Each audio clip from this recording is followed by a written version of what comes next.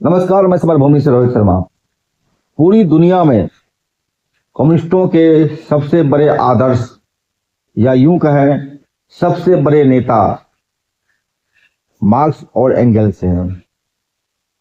Marks और Engels की सबसे प्रसिद्ध रचना जो बाइबिल के बाद दुनिया में सबसे अधिक बेची और पढ़ी गई है वह है कम्युनिस्ट पार्टी का घोषणा पत्र। कम्युनिस्ट पार्टी के घोषणा पत्र पर ऑडियो बुक तैयार करने के लिए मैंने काफी पहले से प्रयास किया था, लेकिन भारत में हिंदी में जो उपलब्ध है कम्युनिस्ट पार्टी का घोषणा पत्र, उसके साथ कई सारी त्रासदियां दिख रही थी। कई तरह के अनुवाद मौजूद किए गए हैं भारत में इन दिनों, और इस अनुवाद में अनुवादकों ने उनके तथ्यों के साथ, उनके शब्दों के साथ जो मूल शब्द हुआ करते थे उनके साथ छेड़छाड़ किए करके उनके अर्थ को अनर्थ करने में बड़ी भूमिका अदा की है। यही कारण है कि कम्युनिस्ट पार्टी के घोषणा पत्र को तैयार करने में ऑडियो बुक काफी वक्त लगा। काफी खोजबीन के बाद कम्युनिस्ट पार्टी घोषणा पत्र का मूल प्रति, जो कि रूस में छपा था, जो कि सोवियत संघ हुआ करता था, उसको उपलब्ध कराने में सफलता मिली है। और इसीलिए आज मैंने कोशिश किया है कम्युनिस्ट पार्टी के घोषणा पत्र पर ऑडियो बुक तैयार करने का। जैसा कि मैंने शुरू में ही कहा था, कम्युनिस्ट पार्टी के घोषणा पत्र ही वह एक दस्तावेज है जिसके आधार पर पूरी दुनिया में कम्युनिस्ट पार्टी काम कर रही है, लड़ रही है और गिरते उठते और मिटते फिर बनते कम्युनिस्टों के आंदोलन को जीवित रख रही है। कम्युनिस्ट पार्टी घोषणा पत्र एक छोटी सी पुस्तिका है जिनके बारे में सोवियत संघ के संस्थापक महान नेता व्लादिमीर इलिच लेनिन ने कहा था। उनके शब्द हैं, इस छोटी सी पुस्तिका का मूल्य अनेकानेक ग्रंथों के बराबर है। आज भी उनकी जीवित भावधारा समूचे सभ्य के संगठित और संघर्षरत सर्वधारा को स्फूर्ति और प्रेरणा प्रदान करती है।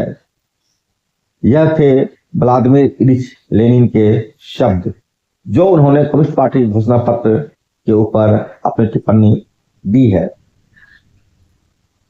कम्युनिस्ट पार्टी के घोषणा पत्र को दो हिस्से से तैयार किया गया था।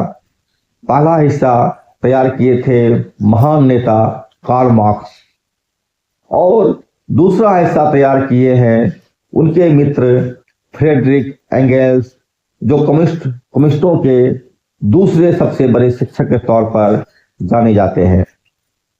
पेशे से दोनों के दोनों पत्रकार थे और अपनी पत्रकारिता का ऐसा जलवा, ऐसा जुनून उन्होंने पैदा किया, तैयार किया कि आज कम्युनिस्ट पार्टी घोषणा पत्र पूरी दुनिया में पढ़ी सबसे ज्यादा अनुवादित, सबसे ज्यादा दिखने वाली, पढ़े जाने वाली किताबों में शुमार हो गया है।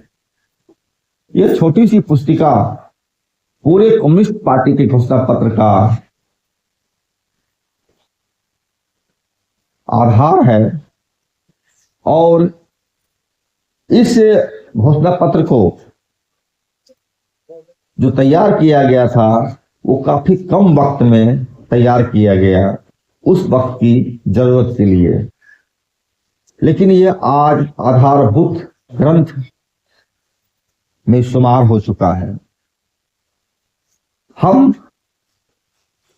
यहां पर घोषणा पत्र की केवल छोटी सी बात आज करेंगे, बाकी हिस्से पर चर्चा हम अगले वीडियो में करेंगे।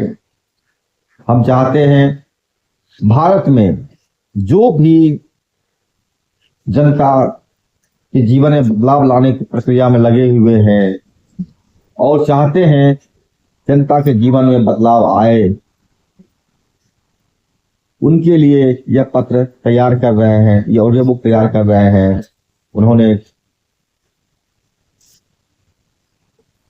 मुझे बताया कई लोगों ने, हमारे कई दर्शकों ने, कि बहुत सारे साहित्य उपलब्ध नहीं हो पा रहे हैं, इस कारण अध्ययन में कठिनाई हो रही है।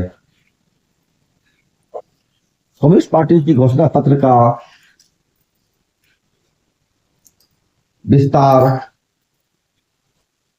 कई अध्यायों में किया गया है, जो कि फ्रेडरिक एंगल्स ने तो लिखा ही है और इसके प्रथम प्रणेता कार्ल मार्क्स ने भी दिया है, जो कई अध्यायों में बटा हुआ है।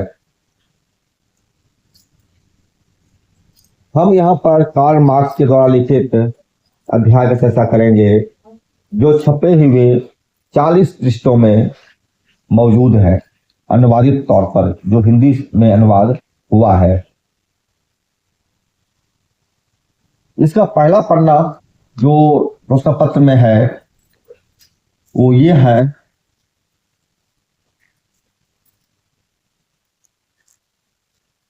यूरोप को एक भूत आतंकित कर रहा है, कम्युनिज्म का भूत। इस भूत को भगाने के लिए पोप और जार, मेटरनिक और गीजो, फ्रांसीसी उग्रवादी और जर्मन पुलिस के भेदिए बूढ़े यूरोप के सारे सत्ताधारी एक हो गए हैं। कौन सी ऐसी विरोधी पार्टी है जिसे उसके सत्तारूढ़ विरोधियों ने कम्युनिस्ट कहकर कोसा ना हो? कौन सी ऐसी विरोधी पार्टी है जिसने कम्युनिज्म के कलंकपूर्ण लांछन को उल्टे अपने से अधिक आगे बढ़ी हुई विरोधी पार्टियों और अपने प्रतिक्रियावादी विरोधियों पर भी न लगाया हो? इस तथ्य से दो बातें निकलती है। पहला, यूरोप के सभी सत्ताधारियों ने स्वीकार कर लिया है कि कम्युनिज्म स्वयं एक शक्ति है। दूसरी, समय आ गया है कम्युनिस्ट खुलेआम तमाम दुनिया के सामने अपने विचारों, उद्देश्यों और अपनी प्रवृत्तियों को प्रकट करें और स्वयं पार्टी के पत्र के जरिए कम्युनिज्म के भूत की नामी की कहानी का खंडन कर दें। इसी उद्देश्य से विभिन्न जातियों के कम्युनिस्ट लंदन में जमा हुए हैं और उन्होंने लिखित घोषणा पत्र तैयार किया है, जो अंग्रेजी, फ्रांसीसी, जर्मन, इतालवी, फ्लेमिश और डेनिश भाषाओं में प्रकाशित किया जाएगा। ये प्रस्तावना है जो कि कम्युनिस्ट पार्टी घोषणा पत्र के प्रथम पृष्ठ पर अंकित है, जिसे कार्ल मार्क्स ने लिखा है।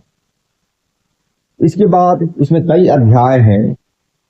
बुर्जुआ और सरदारा जो पहला अध्याय है, इस पर चर्चा हम अगले वीडियो में करेंगे, लेकिन यहाँ पर एक बहुत जरूरी बात बोलना जो बहुत ही समीचीन था, वो ये है कि आज कम्युनिस्ट पार्टी घोषणा पत्र पढ़ना भी अपराध की श्रेणी में गिना जाने लगा है। मसलन रूस, जहां पर आज पुतिन मौजूद है उसके राष्ट्रपति के तौर पर, वहां पर 4 लोगों को गिरफ्तार किया गया था, यानी सजा दी गई थी अभी से कुछ दिन पहले।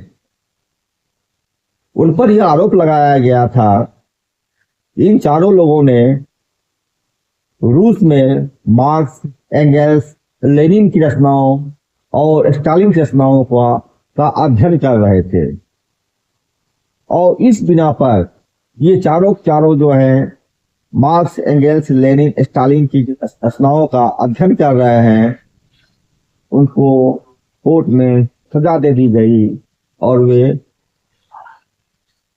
जेल में। इसी समझ सकते आप हैं कम्युनिस्ट पार्टी का घोषणा पत्र कितनी बड़ी ताकत है और कितना बड़ा हथियार है मजदूरों के हाथ में, जिसे पूंजीपति किस तरह से तिलमिलाता है, फासिस्ट किस तरह भय खाता है, साम्राज्यवाद किस तरह डरता है। भारत में भी चल रहा है आंदोलन, सीपीआई माओवादी इसके मुख्य प्रणेता के तौर पर लड़ रहे हैं और अपनी जानें गंवा रहे हैं। हम अपने अगले ऑडियो में कम्युनिस्ट पार्टी घोषणा पत्र के प्रथम अध्याय बुर्जुआ और सर्वहारा का पठन करेंगे। तब तक के लिए आप अगर कहीं से मिल सके आपको ये पुस्तक तो उपलब्ध कराने का कोशिश करेंगे, आप उपलब्ध करने का कोशिश करेंगे और खुद पढ़ेंगे, अपने साथियों को पढ़ाएंगे और लोगों को जरूर बताएंगे।